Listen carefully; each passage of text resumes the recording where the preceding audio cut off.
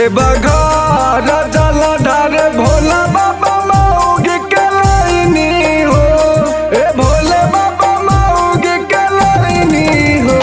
ए भोले बाबा छूटल हाथ गइल मऊगी भुलाई त कैसे तोहरा जलवा चढ़ाई हो।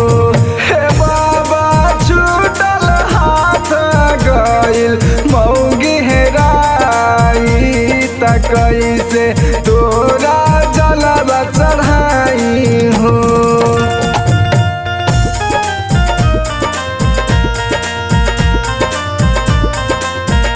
नया नोहरबा जाने कहाँ गइल हो कौना हाल में हई हो।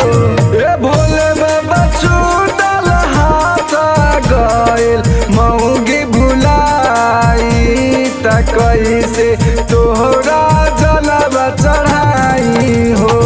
हे बाबा छूटल हाथ गइल मऊगी हेराई त कैसे तोरा जलवा चढ़ाई हो।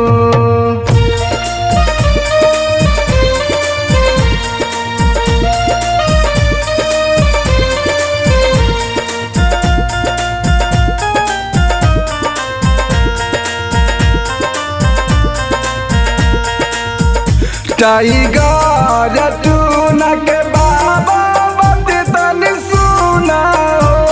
ए बाबा बात तनी सुना हो।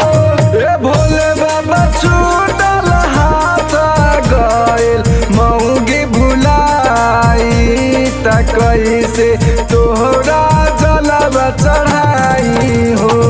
हे बाबा छूटल हाथ गइल मऊगी हेराई त कैसे